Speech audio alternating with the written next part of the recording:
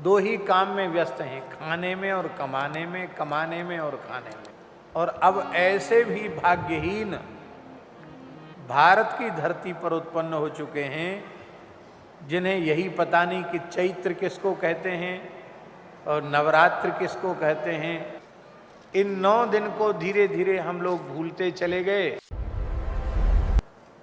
यह है गो नवरात्रि महोत्सव का अवसर। वर्ष में बहुत ध्यान से सुने, वर्ष में 5 नवरात्रि होते हैं। कितने? और वैसे प्रत्येक महीना नवरात्रि होती है। भगवान व्यास के पौराणिक प्रमाण के अनुसार श्री देवी भागवत, श्री मार्कंडेय पुराण आदि के प्रमाण के अनुसार प्रत्येक मास के शुक्ल पक्ष की प्रतिपदा से लेकर नवमी तक मास नवरात्रि व्रत महोत्सव होता है। तो वैसे देखा जाए तो 12 नवरात्रियां हैं। कितनी हैं? 12।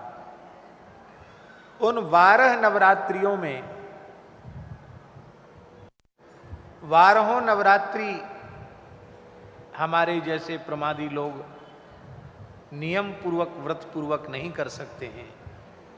इसके लिए एक उत्तरायण की नवरात्रि और एक दक्षिणायन की नवरात्रि को अलग कर दिया गया। वर्ष भर की नवरात्रि न कर सकें तो कम से कम 2 नवरात्रि अवश्य करें। वासंती नवरात्रि चैत्र शुक्ल प्रतिपदा से श्री रामनवमी तक, नया संवत्सर बदलता है। ये उत्तरायण सूर्य की नवरात्रि है, वासंती नवरात्रि।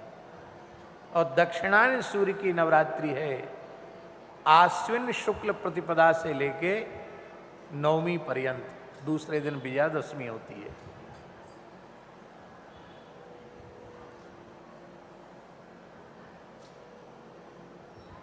दो गुप्त नवरात्रि भी कहे जाते हैं, आषाढ़ शुक्ल प्रतिपदा से नवमी तक और माघ शुक्ल प्रतिपदा से नवमी तक। ये 2 गुप्त नवरात्रि, तो 4 हो गए।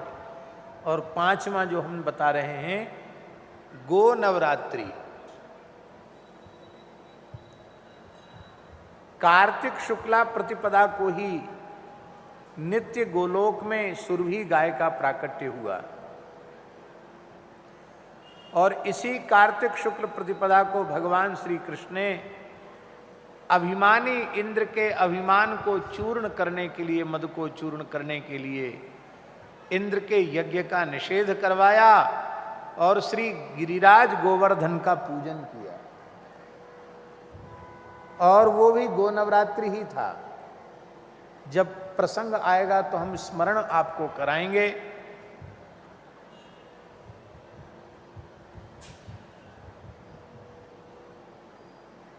स्पष्ट लिखा है भागवत में महाराज जी, तस्माद गवाम ब्राह्मणानाम अद्रेश चारभ्यताम मखा। भगवान श्री कृष्ण कह रहे हैं गवाम मखा आरभ्यताम,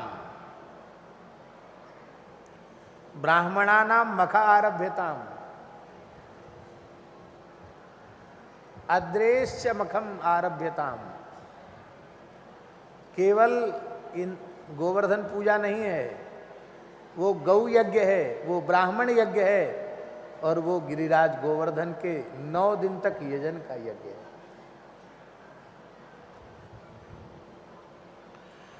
और भगवान श्री कृष्ण के अवतार काल तक संपूर्ण भारतवर्ष में जैसे चैत्र में वासंती नवरात्रि मनाया जाता है, जैसे शरद में शारदीय नवरात्रि मनाया जाता है, ठीक इसी प्रकार समग्र भारतवर्ष में गो नवरात्रि भी मनाया जाता था।